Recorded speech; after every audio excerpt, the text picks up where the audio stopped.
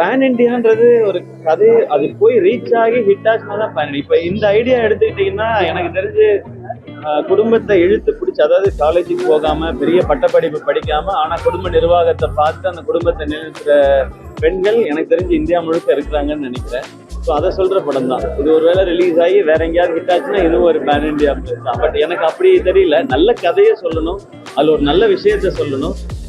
என் படத்துல பண்ண முடியாத எக்ஸ்பெரிமெண்ட்டை ப்ரொடக்ஷன்ல பண்ணணும். அது நான் இன்னொரு ப்ரொடியூசரை காசு போட்டு பண்ணுங்கன்னு கேட்க முடியாது. அதனால நம்ம காசு போட்டு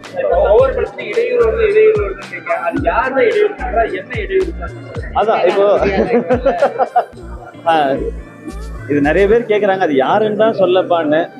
அது யாருன்னு சொன்னா அதை பத்தி யூடியூப் சேனலுக்கு இன்னும் கொஞ்சம் எக்ஸ்ட்ரா இருக்கு, அதுதான் கிடைக்கும்.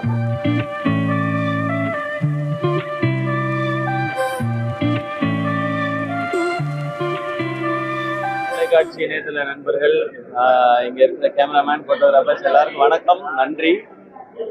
தாய் கிழவி நம்மளுடைய சிவகார்த்திகேயன் ப்ரொடக்ஷன்ஸ்ல ஃபேஷன் ஸ்டுடியோஸ் அவங்களோட சேர்ந்து தயாரிச்சிருக்கிற படம். கலையரசி ராதிகா மேம் நடிச்சிருக்கிறாங்க லீட் ரோல்ல. நிறைய உங்களை எல்லாருக்கும் பிடிச்ச ஆர்டிஸ்டர் முனிஷ்காந்த், பாலசரவணன், அருள்தாஸ்னு, இன்னும் நிறைய ஆர்டிஸ்ட், ரேச்சல், ஜார்ஜ் மரியான், சிங்கம்புலியன், நிறைய பேர் நடிச்சிருக்காங்க. இது ஒரு ஜனரஞ்சகமான படம், எல்லா வயதினரும் பார்க்கணும்னு ஆசைப்பட்டு எடுத்திருக்க படம். இது ஏன் முதல் ஷோ மதுரையில பாக்குறோம்னா, இந்த படத்தின் இயக்குனர் மதுரை மண்ணை சேர்ந்தவர், மதுரை மண்ணின் மைந்தன் அவரு. ஸோ அவருடைய ஊர்ல இந்த ஏரியாவில தான் அவரு பிறந்தது வளர்ந்தது எல்லாம்.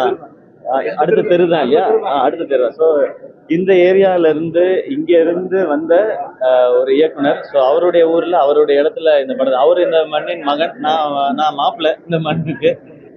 ஸோ மதுரையில் இந்த படத்தை பார்க்கணுன்றதுக்காக தான் இங்கே வந்திருக்கிறோம். ரொம்ப சூப்பராக இருந்தது. என்னென்னா சின்ன சின்ன இடங்களை கூட ரொம்ப அழகாக சிரித்து ரசிக்கிறாங்க. நல்ல எமோஷன்ஸும் இருக்குது. ஒரு நல்ல விஷயத்த சொல்கிறதுக்கான வாய்ப்பு இந்த படத்தில் கிடைச்சிது. இது நான் கேட்டுக்கிறது என்னென்னா, இந்த மாதிரி படங்கள் மக்கள்கிட்ட போய் பெருசாக சேர்றது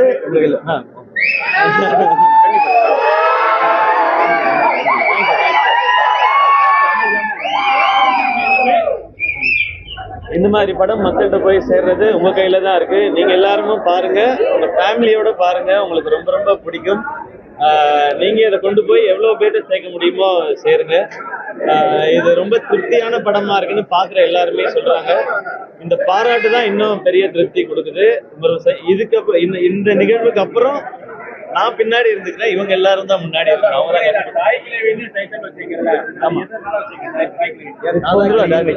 இல்ல இல்ல, ஆக்சுவலா அவர் டைரக்டர் ஆடியோ லான்ச்லயே சொல்லியிருந்தாரு, தாய் கிழவின்றது ஆதி பெண் தெய்வத்தை குறிக்கும் அப்படிங்கிறது தான். ஒரு வீட்டுக்கு ஒரு பெண் எவ்வளவு முக்கியம், அவங்க எப்படி தெய்வத்துக்கு சமமா அந்த குடும்பத்தையே நெல் இருக்கிறாங்கன்றத குறிக்கிற விதமா தான் தாய் கிழவி வச்சிருக்காங்க.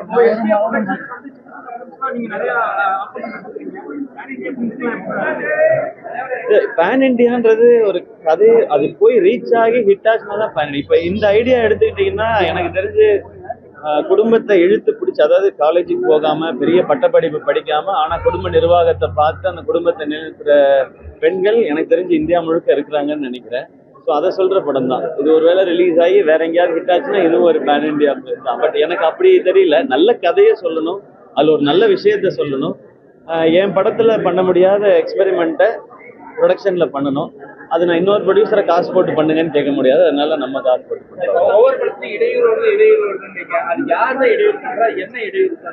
அதான் இப்போ இது நிறைய பேர் கேட்குறாங்க அது யாருன்னு தான் சொல்லப்பான்னு.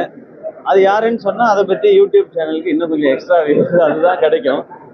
இதை சொல்றதுக்கு காரணம் நான் இன்னொருத்தரை குறை சொல்லணும் அப்படின்றது இல்லை. இங்க எவ்வளவு பெரிய விஷயத்தை தாண்டி கடந்து வரணும்னா, மேபி இந்த கேள்வி வருதுன்னா அதையே சொல்லாம தவிர்த்துக்கிறதும் ஈஸி தான். அந்த மாதிரி தடைகளை தாண்டதுன்றது, இப்போ மேம்லாம் பாத்தீங்கன்னா அவங்களுடைய 48 வருஷம் இந்த இண்டஸ்ட்ரியில இருந்திருக்கிறாங்க.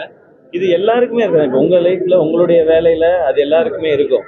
அது மேடையில சொல்றதுக்கான காரணம் என்னன்னா, என்னைய பிடிச்சவங்களுக்கு நீங்க இருக்கிறதுனாலதான் என்னால தைரியமா இதை கடந்து வர முடியுதுன்னு சொல்றதுக்காக மட்டும்தான். இது குறை சொல்லணும்னா ஈஸியா இருக்குது. இவ்வளவு மைக் இருக்கு, அழகா 4-5 பேரை சொல்லிட்டு ஹெட்லைன்ஸ் ஆக்கி நியூஸ் ஆக்கிட்டு போகலாம். இது அதுக்கான காரணம் இல்லை. அது எந்த விதமான இதையும் தான் பண்றேன். அதுவே அதான் சார், எனக்கு கம்ப்ளைண்ட் பண்றதுக்கு நான் வரல. இப்படி ஒரு சூழ்நிலை இருக்கு, இதை கடந்து தான் இதை பண்ணிட்டு இருக்கோன்ற சொல்றதுதான். இது எங்கேயோ பாக்குறவங்களுக்கு ஓ எல்லாருக்குமே இது இருக்கா, அப்ப அதை கடந்து அவங்க போற மாதிரி நம்மளும் போலாமான்ட்டு என்னை ரசிக்கிறவங்க யாராவது 4 பேருக்கு அது பாசிட்டிவா இருந்தா போதுமானது.